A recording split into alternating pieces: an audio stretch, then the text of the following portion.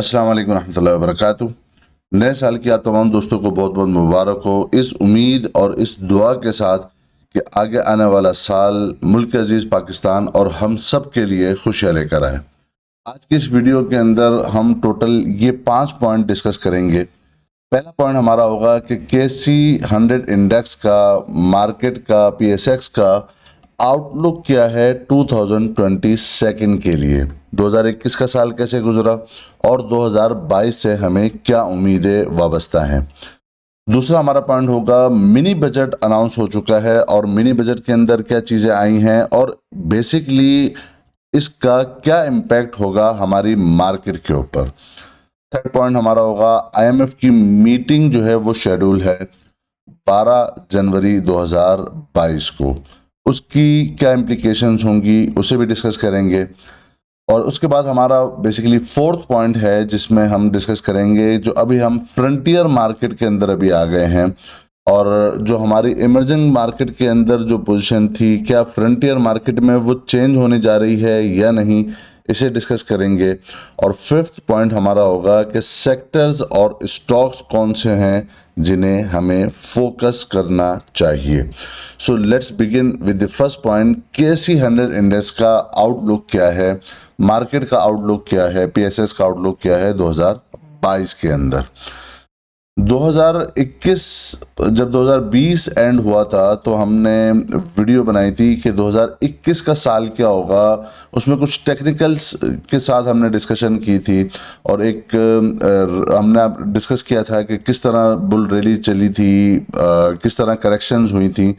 इसके अंदर कुछ अमेंडमेंट मुझे फील होती है कि इसके अंदर कुछ अमेंडमेंट की जाए और बेसिकली वो अमेंडमेंट क्यों लग रहा है कि वो करनी चाहिए कि एक और रिसर्च एनालिस्ट एक हाउस की तरफ से बेसिकली ये एक चार्ट मेरे सामने आया था जिसे मैंने थोरली चेक किया तो फिर मुझे लगा कि इसके ऊपर भी हमें डिस्कस करना चाहिए। और ये जो हम डिस्कस कर रहे हैं ये बेसिकली हमारा मंथली चार्ट होगा और मंथली बेसिस पे हम डिस्कस करने वाले हैं।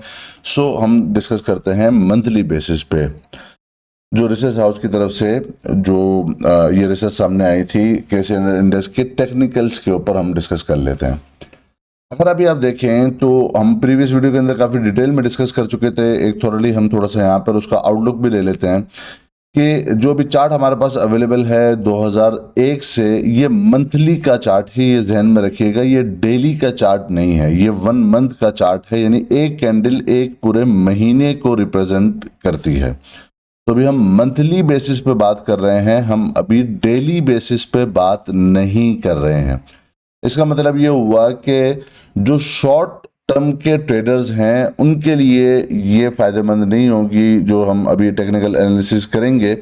ये सिर्फ और सिर्फ जो लॉन्ग टर्म के इन्वेस्टर्स होते हैं, ये सिर्फ उनके लिए एक आउटलुक पेश किया जा रहा है।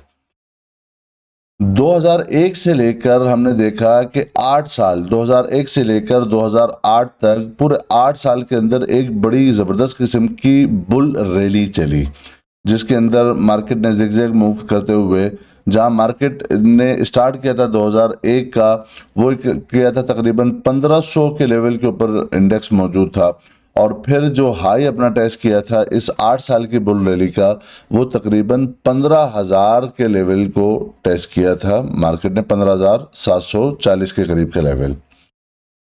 इसके बाद फिर एक साल की एक ज़बरदस्त किस्म की करेक्शन आप बोलें या आप ये कह सकते हैं कि एक बहुत ज़बरदस्त किस्म का डाउनफॉल या क्रैश आया, जहां पर मार्केट जहां 15,000 पर ट्रेड कर रही थी वही मार्केट वापस से हमें मिल गई ऑलमोस्ट कोई 5,000 के अराउंड में। 10,000 पॉइंट मार्केट ने इस वक्त निकाले थे।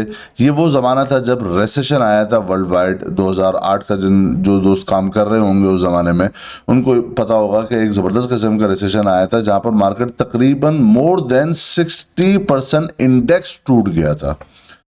उसके बाद जब एक फेज कंप्लीट होता है, एक वेव कंप्लीट हुई, सेकंड इसकी करेक्शन आई। ये क्या होता है एलीट वेव, ये हम प्रीवियस वीडियोस के अंदर डिस्कस कर चुके हैं, तो so I am not gonna repeat it again. उसके बाद फिर एक और मार्केट ने मूव अपना बनाया और फिर जो मार्केट 5000 के पास मौजूद थी, जो इंडेक्स 5000 के ऊपर मौजूद था, उसने अपना टॉप कहाँ लगाया? उसने अपना टॉप ऑलमोस्ट 53,000 के अराउंड में लगाया। ये एक बहुत ज़बरदस्त किस्म की तकरीबन वापस से 8 साल की रैली हमें मिली, जो 2009 से लेकर 2017 तक चलती रही। फिर उसके बाद फिर एक 3 साल का करेक्शन पीरियड या डाउन ट्रेंड या आप कह रहे हैं कि बेयरिश ट्रेंड चलता है, और जहां पर मार्केट 3 साल तक लगातार जो है वो नीचे की तरफ आई और वहां पर इसने अपनी पूरी एक करेक्शन कंप्लीट की। जो 53,000 पे इंडेक्स मौजूद था उसने अपना लो टेस्ट किया था ड्यूरिंग कोविड, तकरीबन 27,000 का लेवल। इसके बाद फिर एक नई रैली अभी बनी है और अभी हम करंटली मौजूद हैं 44,600 पे। इस दिसंबर का महीना, दिसंबर 2021 का जो महीना है, मार्केट ने क्लोज किया है 44,600 के लेवल के ऊपर। अगर आप ये देखिए कि यहाँ पर आपको कुछ बॉक्सेस नजर आ रहे हैं 1, 2, 3 एंड 4। बेसिक जब मार्केट कंसोलिडेट करती है तो वो एक खास और एक पर्टिकुलर रेंज के अंदर ट्रेड करती है। अगर मार्केट ने ऊपर जाना होता है तो वो लगातार ऊपर जाती है, जब नीचे आना होता है तो वो लगातार नीचे ही आती जाती है, वो साइडवेज नहीं बनाती। जनरली जब मार्केट साइडवेज बनाती है तो वो एक रेंज के अंदर अपने आप को डिफाइन करती है कि इस रेंज के अंदर ही मार्केट ट्रेड कर रही है। अब हम आगे देखते हैं कि जो एक थ्योरी है मंथली बेसिस पे, उसके अंदर अगर हम एलीट वेव को जोड़ें तो ये एक उसका फर्स्ट लेग कंप्लीट होती है 15,000 के लेवल पर 2001 से लेकर 2008 पे। फिर उसकी सेकंड एक करेक्शन आती है, करेक्शन वेव होती है, फिर again impulse move market start करती है, और फिर ये जो थर्ड वेव है, जो थर्ड इम्पल्सिव मूव है मंथली बेसिस की, वो मार्केट अपना टच करती है अपना हाई 53,000 का। एंड देन फिर वापस से जो करेक्शन है ए बी और डब्ल्यू एक्स वाई की करेक्शन के हिसाब से मार्केट अपना जो बॉटम लगाती है वो 27,000 के ऊपर लगाती है, और अभी करंट मार्केट मौजूद है 44,600 के अराउंड में। सो अगर अभी हम देखें तो इसका मतलब जो मंथली बेसिस के ऊपर है, मार्केट को अपना ये जो प्रीवियस वाला हाई है जो थर्ड वेव का था 53,000 के अराउंड में, उसे एक दफा ब्रीच करना चाहिए, तोड़ना चाहिए, और फिर मार्केट को ऊपर की तरफ जाना चाहिए। यह है मंथली बेसिस पे। अगर आप ये देखें, ये जो करेक्शन की मैं बात कर रहा हूँ, जो अभी मार्केट यहाँ पर साइडवेज के अंदर है, अगर आप देखें यही सेम पैटर्न 2015 और 16 के अंदर भी हुआ था, जो हम अपनी 3 अक्टूबर वाली वीडियो के अंदर ये डिस्कस कर चुके हैं इस पैटर्न को। इसको तोड़ने के लिए क्या डेली के अंदर हमें क्या इंडिकेशन होगी वो हम बाद में बात करते हैं, चूंकि अभी हम ईयरली बेसिस के ऊपर और मंथली बेसिस पे बात कर रहे हैं। तो अभी हमें ये समझना जरूरी है कि मार्केट बिल्कुल इसी तरह के एक साइडवेज चैनल के अंदर मौजूद है। एक चीज अगर आप नोट कीजिए वो ये कि मार्केट ने पहले भी इसी तरह के साइडवेज चैनल बनाए थे। तो अगर मैं ये एक लाइन यहाँ पर मैंने खींची है, बल्कि मैं आपके सामने ये लाइन खींच के आपको दिखाता हूँ कि अगर कितना टाइम मार्केट को लगता है जब एक रैली लेने के बाद, जिस तरह आप यहाँ पे देखें, यहाँ से भी एक ज़बरदस्त किस्म की रैली ली, फिर मार्केट साइडवेज हो गई, तो कितना टाइम मार्केट को चाहिए? हम एक आइडेंटिफाई करने की कोशिश करते हैं कि मार्केट को कितना टाइम चाहिए कि वो कंसोलिडेशन पीरियड या साइडवेज पीरियड के अंदर वो रहे। तो अगर आप ये देखिए, ये मैंने एक लेंथ नापी है, और अगर इसकी मैं बात करूं इस लेंथ की, यही इसका एक रेप्लिका और कॉपी पेस्ट अगर हम करते हैं तो आपको देखेगा पहले भी मार्केट ने जब साइडवेज चैनल बनाया था ऑलमोस्ट इतना ही टाइम मार्केट ने अब कंज्यूम किया था, लगाया था। फिर अगर यही चैनल का जो साइडवेज का चैनल है अगर मैं यहाँ पर भी लगाऊं तो वो भी आपको दिखेगा कि वो भी ऑलमोस्ट इसी रेंज के अंदर बनता है। सो अगर इसी की कॉपी पेस्ट करते हुए हम कोशिश करते हैं आइडेंटिफाई करने की कि अभी क्या मार्केट की क्या पोजीशन है, तो अगर अभी आप देखें तो यही सेम ऑलमोस्ट इसी चैनल का तकरीबन अभी 2-3 महीने का पीरियड मार्केट को लग सकता है साइडवेज के अंदर ही। यानी मार्केट अपना बॉटम के पास 42,700 जो नेक लाइन है, हम पहले डिस्कस कर चुके हैं प्रीवियस वीडियोस के अंदर, जो नेक लाइन है मार्केट उससे ऑनर कर रही है, न सिर्फ डेली बेसिस पे बल्कि हम देखते भी रहते हैं डेली बेसिस को भी। तो अगर हम डेली बेसिस के ऊपर भी देखें तो यहाँ पर मार्केट इसी नेक लाइन को ही ऑनर करते हुए ही ऊपर जा रही है, ऊपर सस्टेन कर रही है। फिर हम ये देखते हैं वीकली बेसिस पे मार्केट ने इसी नेकलाइन को वीकली बेसिस पे भी ऑनर किया है और इससे नीचे जाकर की न डेली और न ही वीकली क्लोजिंग की है। और यही चीज अगर हम मंथली बेसिस पे अगर बात कर रहे हैं तो मंथ ऑफ दिसंबर 2021 का भी मार्केट ने आए जरूर नीचे, अपना लो भी टेस्ट किया वही नेक लाइन का जो कि 42,700 के करीब का लेवल था। मार्केट ने अपना बॉटम लगाया इस मंथ का 42,715 का लेवल और अब 44,600 के लेवल पर मार्केट ने क्लोज किया। इसका मतलब ये हुआ कि मार्केट अभी भी साइडवेज के अंदर है। बॉटम इसका 42,700 और जो टॉप इसने अभी तक आइडेंटिफाई किया है, जो अभी मार्केट ने लास्ट लगाया था 48,900 के अराउंड में, या हम ये कह सकते हैं कि 48,000 एक रफ ले लेते हैं कि 42,700 या रफ ले लें 43,000 से लेकर 48,000 के इन बिटवीन मार्केट इसी 5,000 पॉइंट के इन बिटवीन न सिर्फ ये कि टाइम लगा रही है बल्कि ये पूरा साल मार्केट ने इसी लेवल को ही रोक के रखा। और पूरे साल अगर आप बात करें कि 1 जनवरी 2021 में मार्केट कहाँ पर मौजूद थी, तो हम देखेंगे कि 1 जनवरी 2021 को मार्केट ने अपना जो स्टार्ट किया था जनवरी का मंथ, वो 1 जनवरी को मार्केट ने स्टार्ट किया था अपना 43,800 से और मार्केट ने आज क्लोज किया है 44,600 के पास। यानी तकरीबन को 700-800 पॉइंट पूरे साल मार्केट, सिर्फ एक साल के अंदर अगर हम देखें तो पूरे साल के अंदर जनवरी 2021 से लेकर दिसंबर 2021 तक मार्केट ने सिर्फ और सिर्फ 800 पॉइंट के करीब जोड़े हैं टोटल। मार्केट ने कोई बहुत पॉजिटिविटी भी नहीं दिखाई और न ही कोई नेगेटिविटी इंडेक्स वाइज दिखाई।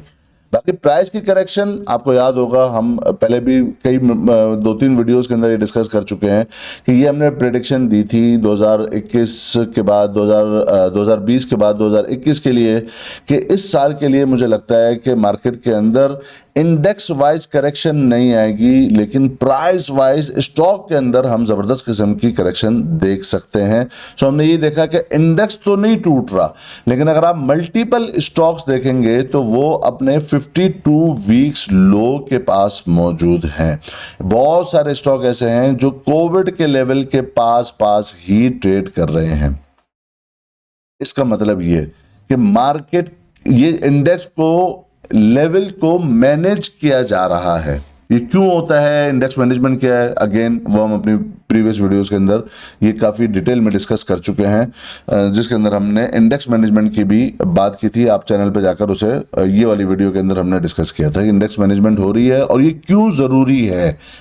उसकी ज़रूरी होने की रीज़न भी यही है कि बेसिकली जिस तरह हमने 2021 वाली वीडियो के अंदर डिस्कस किया था, मल्टीपल ब्रेकआउट्स लगे हैं मार्केट के इंडेक्स के।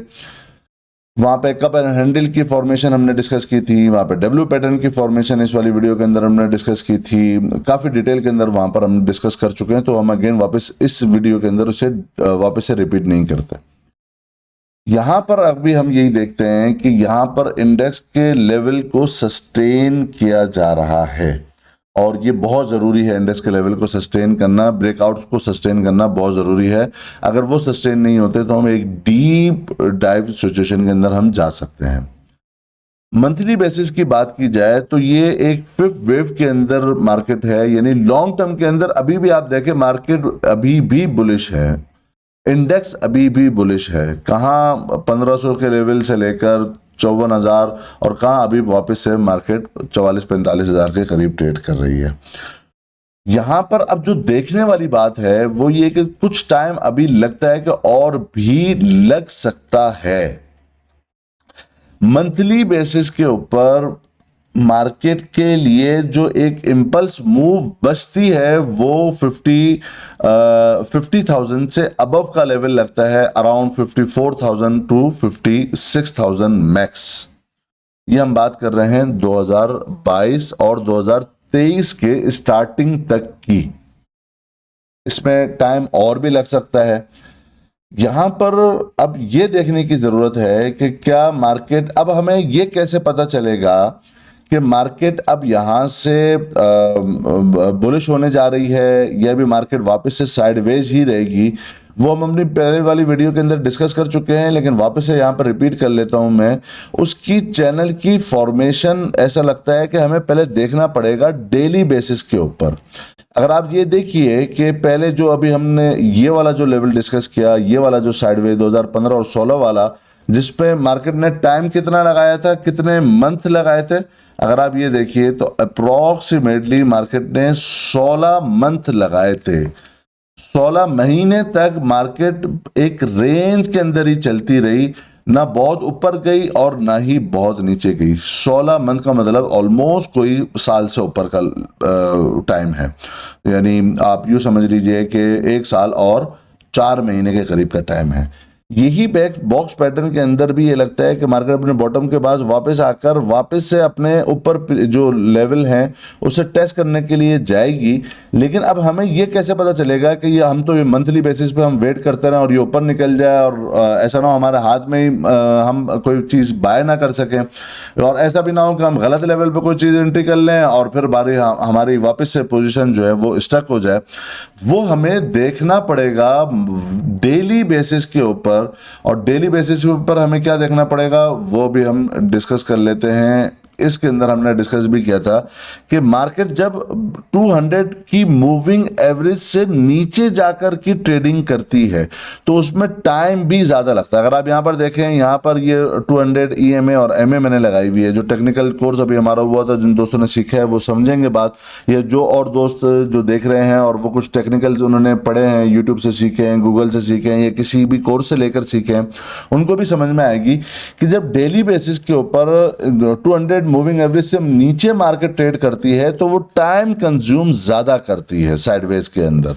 अब हमें यहां पर भी ये पता चलेगा जिस तरह और जब ब्रेकआउट सबमिट करती है मार्केट ट्रेंड का, जिस तरह अगर आप यहाँ पे देखें मल्टीपल टाइम रेजिस्ट हुआ, यहाँ पर रेजिस्ट हुआ, फिर अगेन यहाँ पर रेजिस्ट हुआ, फिर 4th टाइम यहाँ पर रेजिस्ट हुआ, बट अल्टीमेटली जब यहाँ से ब्रेकआउट सबमिट किया इस पैरेलल चैनल का तो फिर क्या हुआ, तेजी के साथ मार्केट ऊपर गई। और यहाँ पर भले पनामा जो है वो लीक्स आई या कोई भी लीक्स आई तो उसके बावजूद भी मार्केट ऊपर गई। यहाँ पर भी जो की लेवल होगा, अगेन मूविंग एवरेजेस 200 और MA और EMA से नीचे ट्रेड कर रही है।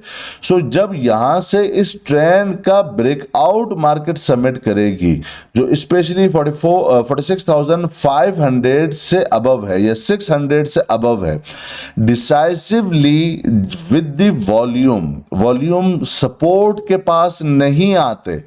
ये बहुत सारे लोग बोलते हैं कि जी सपोर्ट पे देखा जाए कि बहुत वॉल्यूम हो रहे हैं या नहीं हो रहे, ऐसा नहीं होगा। जब सपोर्ट के पास वॉल्यूम नहीं आएंगे और जब ब्रेकआउट सबमिट हो विद वॉल्यूम हो और स्पेशली मार्केट अपनी इस ट्रेंड लाइन को तोड़े, कैसी 100 इंडेक्स जो कि 46,600 के अराउंड में है, तो फिर हम देखेंगे कि बहुत तेजी के साथ मार्केट अपने ऊपर के लेवल को अचीव करेगी और बहुत पॉसिबिलिटी है कि एटलीस्ट अपना प्रीवियस वाला जो हाई है मार्केट का अराउंड 52-53 वो इजीली अचीव करे और उससे ऊपर का भी एक अपना हाई लगा सकती है। वी विल सी देयर कि वहां पर प्राइस एक्शन क्या होता है, मार्केट की मूव क्या होता है, सेंटिमेंट क्या होता है, बट ये टेक्निकल बेसिस पे ये चीज पॉसिबल है जबकि मार्केट ब्रेकआउट सबमिट करे, जिस तरह का भी हमने डिस्कस किया कि यहां पर भी इसी तरह की पोजीशन बनी थी। अब आ जाते हैं वापस से इसी के ऊपर। यहाँ पर चूंकि डब्ल्यू पैटर्न और कप एंड हैंडल की यहाँ पर हो चुकी है, ऊपर मार्केट ब्रेकआउट दे चुकी है और इस लेवल को सस्टेन भी कर रही है। वर्स कम वर्स क्या हो सकता है, वही हो सकता है कि मार्केट अपने ये 38 से लेकर 40,000 के लेवल तक मैक्सिमम गिर सकती है। अब हमारे लिए क्या अपॉर्चुनिटी है, हमें अगले साल को कैसे प्लान करना चाहिए, पूरा नेक्स्ट ईयर के लिए हमारा क्या प्लान होना चाहिए, क्या हमें बाय करना है, हमें सेल करना है, या हमें वेट करना चाहिए। अगेन आ जाते हैं इस बात की तरफ कि आप सबसे पहले ये समझें कि आप अगर तो इन्वेस्टर हैं तो एटलीस्ट यहाँ पर हमें 50% के करीब अपनी इन्वेस्टमेंट कर लेनी चाहिए जो इन्वेस्टर हैं, लेकिन हर स्टॉक के अंदर नहीं।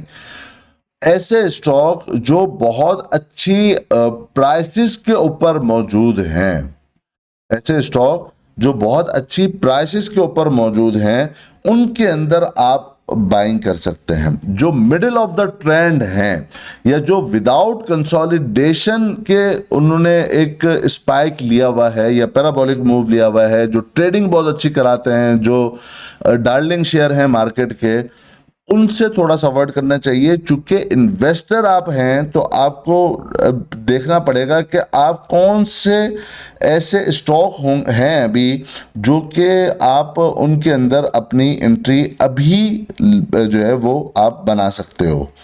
हर स्टॉक के अंदर नहीं होगा। मिसाल के तौर पर हम एक दो स्टॉक मैं आपके साथ डिस्कस कर लेता हूँ। मिसाल के तौर पर आप एसएनजी भी देख लीजिए, और इसका मैं आपको वीकली का पोजीशन दिखाता हूँ। आप देखिए कि एसएनजीपी यहाँ पर ये अपने कोविड वाले लेवल के ऊपर 33 के ऊपर मौजूद है, अभी भी 33 के लेवल पर ही जाकर इसने क्लोज किया है और इस एरिया को वो सस्टेन कर रहा है। तो ये वो लेवल होगा इन्वेस्टर्स के लिए। अभी ट्रेंड नीचे का ही है, ट्रेंड अभी तक ऊपर का इसका बना नहीं है, लेकिन ये वो स्टॉक होगा जिसके लिए इन्वेस्टर इस लेवल के ऊपर आकर इसकी बाइंग अटेम्प्ट कर सकता है।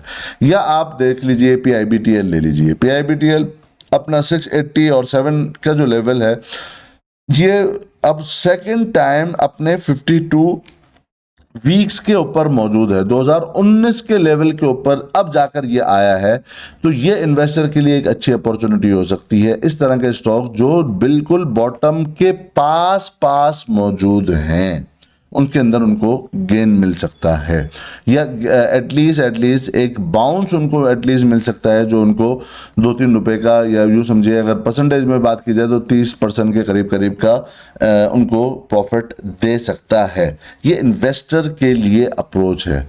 लेकिन जो ट्रेडर होता है उसको थोड़ा वेट करना होगा ब्रेकआउट लेवल के लिए। ब्रेकआउट लेवल क्या है वो भी हम डिस्कस कर चुके हैं। सो ये एक पूरा सिनारियो बनता है मंथली बेसिस पे, जिसकी हमें पहले इंडिकेशन डेली बेसिस के ब्रेकआउट के जब लगेगा, जब जाकर हमें कंफर्म होगा कि हाँ अब यहाँ से ये ब्रेकआउट सबमिट हुआ है, अब हम जो है वो ट्रेडर्स भी एक तेज मूव के लिए मार्केट में इंटर हो सकते हैं। ये हो गई हमारी पूरी बात जो हमने मंथली बेसिस के ऊपर बात की है। अब थोड़ी सी बात कर लेते हैं डेली और वीकली के ऊपर। तो डेली के ऊपर अगर अभी हम जाएं तो जो हमने जो ये लेवल मार्केट आप ये देखें, ये एग्जैक्टली ये 44,500 से ऊपर की क्लोजिंग दी है, ऑलमोस्ट 44,596। जो मेन अभी की लेवल्स होंगे जहां पर मार्केट ऊपर की तरफ जाएगी, तो जहां पर रेजिस्टेंस फील होगी इनिशियली, तो 45,000 शॉर्ट टर्म के लिए 45,150 का लेवल होगा जहां पर मार्केट वहां पर आकर थोड़ा सा रुक सकती है। जो मेन की एरिया है यही 46,000 से लेकर 46,500 के इन बिटवीन का बैंडविड्थ है, जहां पर हमें यहां पर प्रॉफिट बुकिंग दिख सकती है। और फिर वही 3 हफ्ते से लेकर 2 मंथ से लेकर 4 मंथ और भी मार्केट लगा दे जो इसी एरिया को अपहोल्ड करे, कंसोलिडेशन करे। इसके अंदर एक पॉसिबिलिटी है, जब ये नेक लाइन ब्रेक होती है 42,700 की, तो फिर हम 38,000 से लेकर 40,000 के इन बिटवीन का लेवल भी देख सकते हैं। तो जो ट्रेडर होंगे उनको वेट करना चाहिए। जो इन्वेस्टर हैं वो कुछ एंट्री यहाँ पर और कुछ एंट्री अपने 38 से लेकर 40 के दरमियान वो बना सकते हैं, लेकिन वो अपना विजन फिर मंथली बेसिस के ऊपर रखेंगे। फिर वो एक 2 दिन की फिर वो मूव ना देखें। अगर आप एक एक दिन, दो दो दिन, 5 दिन, 4 दिन के अंदर अंदर की मूव देखेंगे तो इसका मतलब ये है कि वो आप फिर ट्रेडर हैं, फिर आप इन्वेस्टर नहीं हैं। सो ये हमारा डिस्कस हो गया। ऊपर के जो लेवल हैं वो लगता है कि 54,000 से लेकर 56,000 तक के level after breakout submission market जा सकती है। इसके बाद हम आ जाते हैं अपने सेकंड पॉइंट की तरफ, मिनी बजट और इसका क्या इम्पैक्ट है। पहले ये समझिए, आप यही सोच रहे होंगे मिनी बजट जब अनाउंस हो गया तो फिर भी मार्केट ऊपर चली गई। मिनी बजट आपको पता है अनाउंस हुआ, मिनी बजट पार्लियामेंट में पेश हुआ, अगले दिन लोग बोले थे फलाना सेक्टर को नुकसान है और मार्केट, महंगाई बढ़ेगी और इतने टैक्सेस लग गए हैं, ये हो गया वो हो गया। मार्केट ने क्या किया, मार्केट ऊपर गई, यानी प्लस गई। वो ज़रूर ये देखना हमें ज़रूरी है कि किस सेक्टर ने लेकर उसको लीड किया और कौन से सेक्टर उसको नीचे की तरफ ड्रैग कर रहे थे। आपको पता है आईटी नीचे ड्रैग कर रहा था, ऑयल एंड गैस एक्सप्लोरेशन ने ऊपर उठाया, बैंकिंग ने उठाया, फर्टिलाइजर ने उठाया, ये स्टॉक ने ऊपर उठाया, आपके रिफाइनरी ने ऊपर उठाया। इन 4 सेक्टर्स ने ज़्यादा मार्केट को पॉजिटिव रखने में अपना किरदार अदा किया, बट आईटी सेक्टर नहीं चला। तो इसको भी मैं आखिर में थोड़ा सा डिस्कस करूँगा, अपने जो ये वाला पॉइंट है जिसके अंदर हम डिस्कस करेंगे सेक्टर और स्टॉक कौन से फोकस करने चाहिए, उसके अंदर हम डिस्कशन करेंगे। बट यहां पर क्या हुआ, मार्केट अभी ऊपर गई। तो अभी जो ये पॉइंट है कि मिनी बजट आया, टैक्सेस बढ़ गए, तो फिर भी इंडेक्स ऊपर गया, मार्केट ऊपर गई है। इसको जरा सा एक पॉइंट समझिएगा। मिनी बजट के अंदर जो टैक्सेस लगे हैं और उसकी वजह से इन्फ्लेशन बढ़ेगी, टैक्सेस बढ़ रहे हैं और गवर्नमेंट को टैक्सेस चाहिए, इसको ज़रा सा समझे। इसका तो नेगेटिव इम्पैक्ट होना चाहिए, बट यहाँ पर पॉजिटिव इम्पैक्ट क्यों है, इसलिए कि मार्केट इंडेक्स और मार्केट को ये नहीं पता कि जो है वो लोगों के लिए क्या मुश्किलात पैदा होंगी, लोगों के लिए क्या प्रॉब्लम होंगी। असल जो अनसर्टेनिटी थी, जो बार बार मिनी बजट रुक रहा था, जिसकी वजह से आपने देखा बहुत लैकलस्टर मार्केट चली अभी लास्ट 1-2 वीक के अंदर, बस थिन रेंज के अंदर ही 200 पॉइंट प्लस, 200 पॉइंट माइनस, फिर 50 पॉइंट प्लस और 100 पॉइंट माइनस, इस तरह की जो मूवमेंट थी। अब ये मूवमेंट इस तरह नहीं है, क्योंकि मिनी बजट का जो अनाउंसमेंट थी वो हो चुकी है। और ये क्यों ज़रूरी है हमारे पाकिस्तान के लिए, वो इसलिए भी ज़रूरी है कि हमारा जो करंट अकाउंट डेफिसिट है वो ज़्यादा हो गया, यानी हम इंपोर्ट ज़्यादा कर रहे हैं और एक्सपोर्ट कम कर रहे हैं, जिसकी वजह से जो मुल्क का ज़र मुबादला का जो ज़खायर हैं, यानी डॉलर टर्म्स के अंदर, वो हमारे कम हो रहे हैं, हमें डॉलर बाहर देने पड़ रहे हैं, जिसकी वजह से हमारे जो डेफिसिट पैदा हो गया। और यही ट्रेड डेफिसिट भी इसी वजह से पैदा हो रहा है कि हमारी इंपोर्ट ज़्यादा और एक्सपोर्ट कम। अगर आप मिनी बजट को देखिए इस बात से बालातर होकर कि किसके क्या पॉलिटिकल एफिलिएशंस हैं, हमारे लिए ये बहुत ज़रूरी है। यही वजह है कि IMF की भी यही शर्त थी कि आप अपने टैक्सेस और यानी अपने रेवेन्यू बढ़ाएं। तो ये मिनी बजट जो आया है उसके अंदर मेजरली और ज़्यादा जो फोकस किया है गवर्नमेंट ने, वो किया है इंपोर्ट के ऊपर टैक्सेस का। मैक्सिमम चीज़ें इंपोर्ट के ऊपर, चाहे उसका रॉ मटेरियल हो या जो टैक्सेस एग्जम्पशंस दी गई थी उनको ख़त्म करना हो। बेसिक गवर्नमेंट की ये डायरेक्शन समझ में आ रही है कि वो अब इसको रोकना चाहती है, जिसकी वजह से हमारे जो रुपी है वो डेप्रिशिएट हो रहा है, उसकी वैल्यू। अगर अब आप इसको ज़रा पॉजिटिविटी ये देखिए कि अगर ये गवर्नमेंट कंट्रोल कर लेती है, इंपोर्ट कम करती है, एक्सपोर्ट के ऊपर फोकस करती है, चाहे वो टेक्सटाइल की हो, चाहे वो आईटी की हो, चाहे वो किसी और चीज़ की हो, सर्विसेज की हो, तो बेसिकली ये इसका करंट अकाउंट डेफिसिट जो एक बहुत वाइडन होता जा रहा है वो आहिस्ता आहिस्ता कम होना शुरू होगा।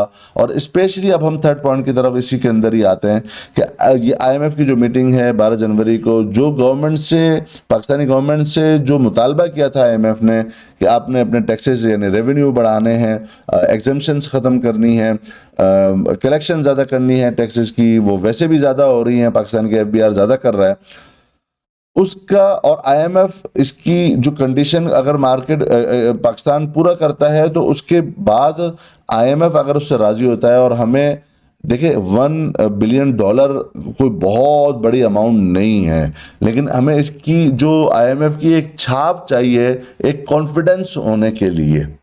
हम ये देखेंगे कि अगर ये पास भी हो जाता है, और होपफुली मिनी बजट पास ही होगा, और एक मसला रह जाता है स्टेट बैंक की ऑटोनॉमी का, वो भी मोस्ट प्रोबेबली वो भी हो जाएगा। तो आईएमएफ की अगर ये किस्त मिलती है तो हमें ये लगता है कि ये एक प्री आईएमएफ रैली भी मार्केट वही 45,500 और 46,500 तक एक रैली ले सकती है आईएमएफ की अप्रूवल से पहले। इसके बाद अगर हम यही देखें कि जो हमारा फोर्थ पॉइंट था बेसिकली, जो फ्रंटियर मार्केट के अंदर एमएससीआई की जो आपको पता है रीबैलेंसिंग वगैरह हुई है, तो अगर हम ये देखें जो फ्रंटियर मार्केट के अंदर हम आए हैं, इमर्जिंग मार्केट के अंदर रहते हुए हमने ये बहुत देखा कि गोरा सारा का सारा सेलिंग करके गया। अब आईएमएफ की आगे मीटिंग आ रही है, अगर हम देखें कि आगे बल्कि ये पहले हम ये वाले देख लेते हैं कि जो डिफरेंट ब्रोकरेज हाउसेस की तरफ से जो टैक्स के अंदर जो चेंजेस की गई हैं उसका किसके ऊपर नेगेटिव और कौन से सेक्टर के ऊपर पॉजिटिव इम्पैक्ट पड़ता है, वो आप इस वीडियो को पॉज करके भी देख सकते हैं। मैं इस डिटेल में नहीं जाना चाहता, यहाँ पर आप देख सकते हैं इसको पॉज करके कौन से स्टॉक ऐसे हैं जिनके ऊपर नेगेटिव इम्पैक्ट आ रहा है। थोड़ा सा वहाँ पे कॉशियसली हमें वेट करना होगा, क्योंकि इस तरह के बाद एक वॉलेटाइल सेशंस होते हैं। अब ये रेट्स की एडजस्टमेंट होगी इन स्टॉक्स के अंदर, जो बहुत अभी बड़े हुए ऊपर के रेट के ऊपर होंगे उनके अंदर सेलिंग होगी, और जो बिल्कुल बॉटम के पास हैं वो रेंज अपनी डिफाइन करेंगे और फिर जाकर न्यू रैली की तरफ हम बाद में जाएंगे इन स्टॉक के अंदर। लेकिन फिलहाल इन स्टॉक्स के अंदर अभी हमें कॉशियसली वेट ही करना चाहिए जिनके ऊपर नेगेटिव इम्पैक्ट आ रहा है। आप वीडियो पॉज करके भी ये डिफरेंट ब्रोकरेज हाउसेस की रिपोर्ट मुलाहिजा कर सकते हैं। अभी जो मैं डिस्कस कर रहा था वो जो फ्रंटियर मार्केट के अंदर अभी हम आए हैं और इमर्जिंग मार्केट के अंदर हम पहले थे, डाउनग्रेड हुए हैं बेसिकली।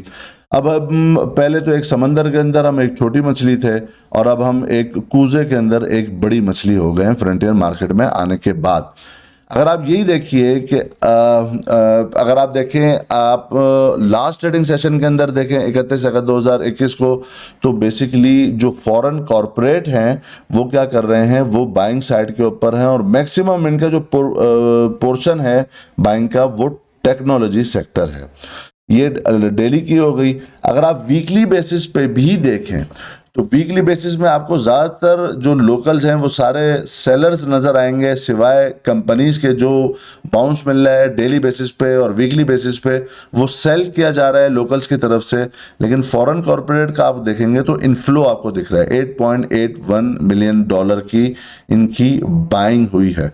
और यहाँ पर भी आपको दिख रहा है जो मैक्सिमम पोर्शन है इनका वो यही टेक्नोलॉजी सेक्टर है।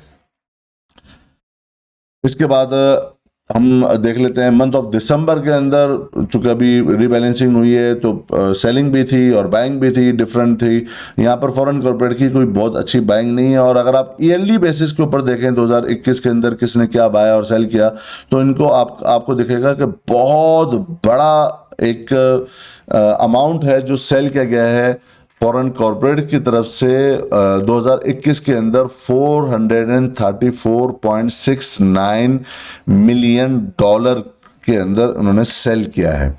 ये कौन सेलर थे? ये थे जो इमर्जिंग मार्केट के अंदर, और अगर आप देखेंगे कि मुस्तकिल इनके आउटफ्लोज ही थे गुज़िश्ता कोई 7-8 साल के अंदर भी इनके मुस्तकिल आउटफ्लोज ही रहे हैं।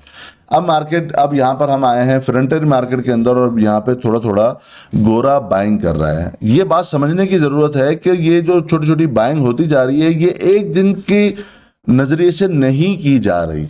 यहाँ पर अगर मिसाल के तौर पर आप समझिए कि 1000 रुपए इन्वेस्ट करने हैं एक गोरे ने, तो ऐसा नहीं है कि वो आज के दिन हमारी तरह 1000 रुपए एक साथ इन्वेस्ट करता है।